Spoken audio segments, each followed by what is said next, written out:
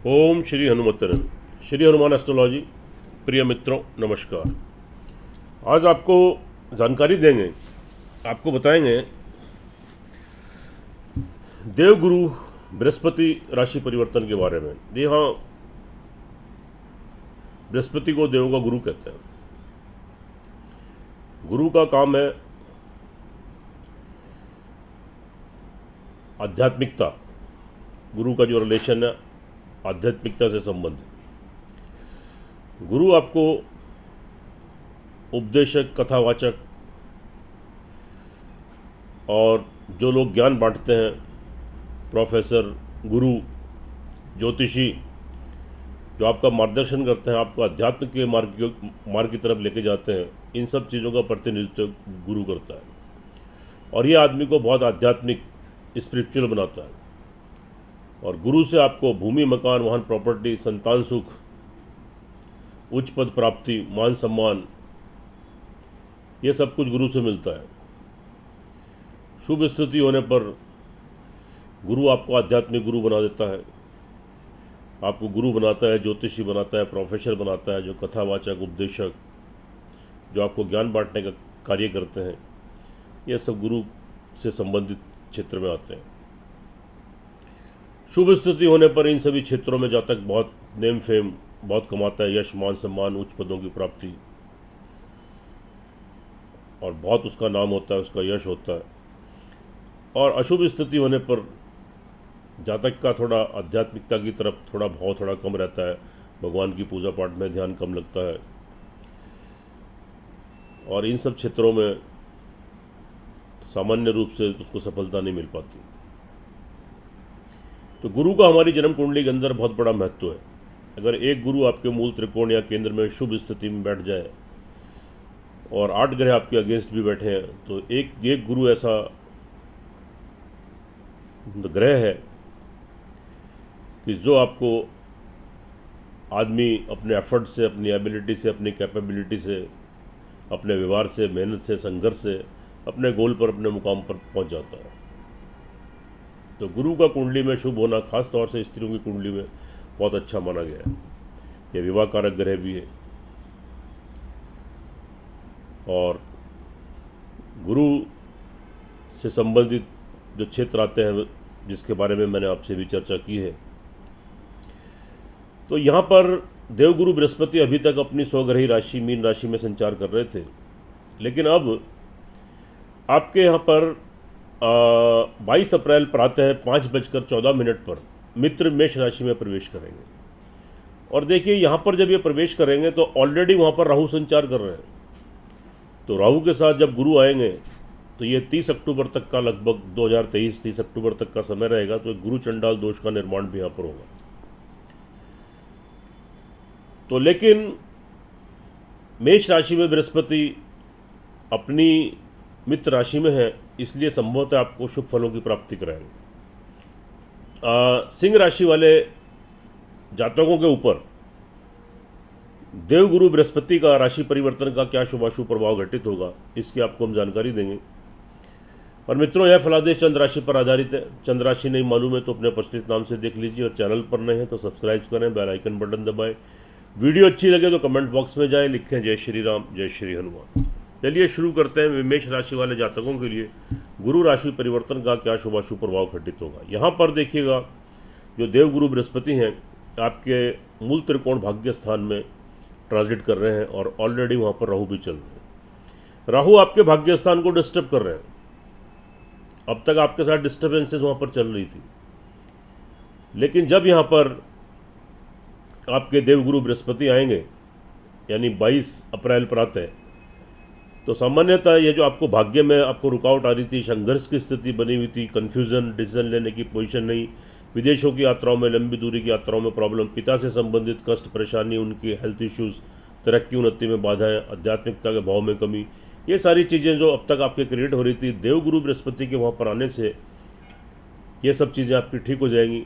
आपका आध्यात्मिकता की तरफ आपका भाव जागेगा, भगवान की ब्लेसिंग, आशीर्वाद आपको प्राप्त होगा, पिता का भरपूर लाभ, सहयोग आपको प्राप्त होगा। पिता की तरफ से कोई कष्ट, परेशानी कोई चल रही थी, उनकी हेल्थ डिस्टर्ब थी, उसमें सुधार होगा। विदेशों की यात्राएं आपकी, उसमें रुकावटें व्यवधान आ रहे थे, दूर होंगे। विदेशों की यात्राएं संभवतः आपकी पूर्ण होंगी। लंबी दूरी की यात्राओं का आपको लाभ मिलेगा। किसी धार्मिक स्थान की आपकी यात्राएं होती है और पूजा पाठ, धर्म कर्म, चैरिटी जो आप करेंगे, निश्चित रूप से आपको भगवान की ब्लेसिंग, आशीर्वाद प्राप्त होगा और भाग्य आपको यहाँ पर सपोर्ट करेगा। तरक्की उन्नति के अवसर आपको प्राप्त होंगे। अब यहाँ पर इनकी देवगुरु बृहस्पति जहाँ बैठते हैं, वहाँ से पंचम भाव को, सप्तम भाव को और नवम भाव को पूर्ण दृष्टि से देखते हैं। पंचम दृष्टि इनकी, अब ये इनकी पंचम दृष्टि सीधी आपके फर्स्ट हाउस पर पड़ी, यानी केंद्र पर, आपकी राशि पर, आपके लगन पर। तो यह एक बहुत अच्छी स्थिति है। यहाँ पर आपका शारीरिक मानसिक संतुलन ठीक रहेगा। कार्य करने की शैली, इच्छा शक्ति, व्हील पावर आपकी स्ट्रांग होंगी। पर्सनैलिटी का डेवलपमेंट होगा। आध्यात्मिकता का भाव जागेगा। जो भी पूजा पाठ या धर्म कर्म, चैरिटी, दया धर्म दान आप करेंगे, निश्चित रूप से आपको भगवान की ब्लेसिंग मिलेगी, आशीर्वाद आपको मिलेगा। शारीरिक मानसिक संतुलन आपका ठीक रहेगा। उच्च स्तर की आपको प्राप्ति होगी। यहाँ एक अच्छी स्थिति है। दूसरी, इनकी जो सप्तम भाव पर दृष्टि पड़ रही है, आपके थर्ड हाउस पर पड़ रही है, आपका सेल्फ कॉन्फिडेंस, आत्मविश्वास में आपकी वृद्धि होगी। अचानक से आपका आत्मविश्वास बढ़ जाएगा। जो नेगेटिव थॉट्स, नकारात्मक सोच आपके अंदर चल रही थी, सकारात्मक सोच में तब्दील हो जाएगी। पॉजिटिव थॉट्स उत्पन्न होंगी। छोटी मोटी यात्राएं ट्रैवलिंग करते हैं, वहाँ से आप लाभ गेन करेंगे। आपके छोटे भाई बहन, आपके सहकर्मी जो आपके नीचे कार्यरत हैं, आपके पड़ोसी, वेल विशर, मिलने जुलने वाले लोग, उनसे आपके संबंध अच्छे होंगे और उनसे आप लाभ गेन करेंगे। नए संबंध भी आपके स्थापित हो सकते हैं। अब इनकी नवम दृष्टि की बात कर लेते हैं, तो वे आपके फिफ्थ हाउस मूल त्रिकोण पर पड़ रही है और मूल त्रिकोण में ही तो इनका ट्रांजिट हो रहा है। यहाँ पर बहुत अच्छी स्थिति है पंचम भाव पर।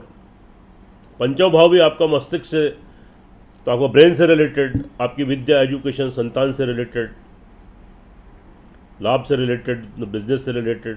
तो मित्रों, यहाँ पर आपको यह बहुत इसके जो देवगुरु बृहस्पति की जो नवीं दृष्टि आपकी पड़ेगी फिफ्थ हाउस पर, इसके बहुत अच्छे आपको परिणाम देखने को मिलेंगे। अचानक से संतान की तरफ से कोई खुशखबरी, गुड न्यूज़ आपको प्राप्त होगी। उनके कोई विवाह शादी के संबंध बन सकते हैं। पढ़ाई में, बिजनेस में, नौकरी में तरक्की उन्नति, यानी संतान का सहयोग। ओवरऑल संतान से आपको संतुष्टि प्राप्त होगी, सेटिस्फैक्शन मिलेगा। संतान के साथ तालमेल, कोऑर्डिनेशन आपका अच्छा रहेगा। आपको संतान की तरफ से खुशी महसूस होगी। विद्यार्थी वर्ग के लिए बहुत अच्छी स्थिति रहेगी। प्रयासरत है डिग्री, मास्टर डिग्री लेने के लिए, कोई मास्टर्स करना चाह रहे हैं, अब तक सफलता नहीं मिल रही थी, प्रयास कीजिए, निश्चित रूप से सफलता मिलेगी। एकाग्र होकर पढ़ाई कर पाएंगे, आगामी उसके शुभ परिणाम भी आपको प्राप्त होंगे। और आपका आध्यात्मिकता की तरफ आपका भाव आपका बना रहेगा। लाभ की स्थिति से अच्छा रहेगा। सोर्स ऑफ इनकम आपका बढ़ेगा, आप लाभ गेन करेंगे। अब यहाँ पर जो स्थिति बन रही है,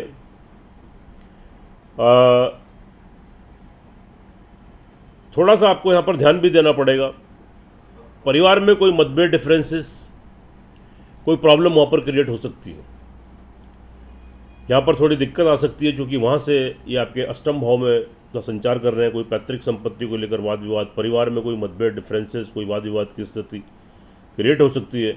भविष्य के लिए अगर निवेश आपको करना तो बहुत सोच समझ कर रहे हैं। हो सके तो फिलहाल के लिए उसको टाल दें, नहीं तो लाभ की बजाय नुकसान हो सकता है। जमा धन कोष, बैंक बैलेंस में कमी आ सकती है। और आपको एक सलाह देना चाहूँगा, अगर आपके परिवार में कोई वाद विवाद, कोई मतभेद की डिफरेंसेस की स्थिति कोई उत्पन्न हो, तो आप किसी क्रोध, उत्तेजना से बचें और अपनी वाणी, बोलचाल, लैंग्वेज अपनी ठीक रखें। नहीं तो आपके परिवार के बीच में आपकी स्थिति थोड़ी ख़राब हो सकती है, जिससे आप किसी परेशानी में आ सकते हैं। तो यहाँ थोड़ा आप ध्यान दीजिए। उसके बाद यहाँ पर जो स्थिति आपकी बन रही है, थोड़ा करियर, व्यवसाय को लेकर कोई बहुत बड़ा कोई निर्णय मत लें। यानी बहुत ज़्यादा इन्वेस्टमेंट मत करें। करियर से रिलेटेड आप बिजनेस करते हैं, नौकरी करते हैं, तो बहुत बड़ा रिस्क उठाने की ज़रूरत नहीं। जो जैसा है उसको यथावत वैसे ही चलने दें। उसी में पुरुषार्थ करें, परिश्रम करें, मेहनत करें। और ज़रूरी बनता है तो शुभ तिथि और शुभ मुहूर्त में और शुक्र की स्थिति को आप देखते हुए कि सूर्य किस स्थिति में संचार कर रहे हैं, उसके अकॉर्डिंग आप यह कार्य करें, तो निश्चित रूप से आपको सफलता मिल सकती है। नहीं तो कोई बहुत बड़ा बदलाव आपको लाने की ज़रूरत नहीं है। उसके बाद यहाँ पर थोड़ा सा भूमि, मकान, वाहन, प्रॉपर्टी को लेकर भी आप जल्दबाजी में कोई निर्णय मत लें। लेकिन फिर भी भूमि, मकान, वाहन, प्रॉपर्टी को लेकर आपके अच्छे योग बनते हैं। यहाँ से स्थिति आपके अनुकूल बनेगी, आपके पक्ष में बनेगी। लेकिन मई फर्स्ट वीक के बाद फिर कोई आपको बड़ा निर्णय मत लें, नहीं तो आपका पैसा फंस सकता है, अटक सकता है, आप किसी प्रॉब्लम में आप आ सकते हैं। मई तक तो स्थिति ठीक रहेगी, उसके बाद स्थिति थोड़ी सी यहाँ पर बिगड़ सकती है। यानी 1 महीने के अंदर आपको डिसीजन लेना चाहें तो ले लें। अपनी माता जी के स्वास्थ्य का ध्यान रखें। घर में समय समय पर थोड़ा अशांति का माहौल या संतान की तरफ से कोई कष्ट चिंता, तो ये थोड़ी यहाँ पर आपको महसूस हो सकती है, लेकिन फिर भी कोई चिंता करने की ऐसी कोई बड़ी बात नहीं है। देखिए मित्रों, यह जो फलादेश है चंद्र राशि पर आधारित है, इसकी अपनी इंपॉर्टेंस है, अपनी अहमियत है, ये मैं हर वीडियो में आपको बताता हूँ। लेकिन जो आपकी लगन कुंडली जन्म कुंडली होती है उसका सर्वाधिक महत्व होता है। वो है आपका प्रारब्ध है, पिछले जन्म के कर्म है, इस जन्म का दर्पण है, मिरर है, आईना है, आपका आधारभूत है। क्योंकि हमारे पास आपकी जन्म कुंडली तो होती नहीं, तो इसलिए हम चंद्र राशि के ऊपर जो फलादेश करते हैं, इसके सटीक जो फलादेश है वह तभी आपको प्राप्त होते हैं जब आप अपनी कुंडली का विश्लेषण कराएं। जब आपकी जन्म कुंडली का विश्लेषण होता है, दोनों चीज़ें टैली होती हैं, इनका एनालिसिस होता है, तो सारी चीज़ें स्पष्ट हो जाती हैं और 100% परिणाम आपको देखने को मिलते हैं। तो मित्रों, एक बार कुंडली का विश्लेषण जरूर कराएं। अगर सिंह राशि वाले जातकों की लगन कुंडली जन्म कुंडली के अंदर बृहस्पति या किसी अन्य ग्रह की दशा अंतरदशा आपके अनुकूल चल रही है, आपके पक्ष में चल रही है, तब मान के चलिएगा कि यह जो राशि परिवर्तन है यह आपके लिए बहुत लाभदायक, तरक्कीदायक, उन्नतिदायक सिद्ध होगा। और अगर आपकी जन्म कुंडली के अंदर देवगुरु बृहस्पति या किसी अन्य ग्रह की दशांतर दशा आपकी प्रतिकूल चल रही है, तब संभवतः शुभ प्रभाव में थोड़ी कमी आ सकती है और थोड़े दुष्प्रभाव देखने को आपको मिल सकते हैं। तो मित्रों, आपको सलाह है एक बार अपनी कुंडली का विश्लेषण जरूर कराएं। और उपाय के तौर पर आप सिंपल एक ओम गंग गणपति नमः और श्रद्धापूर्वक एक हनुमान चालीसा का पाठ कीजिए। और गुरुवार को, मंगलवार को शुद्ध सात्विक भोजन करें।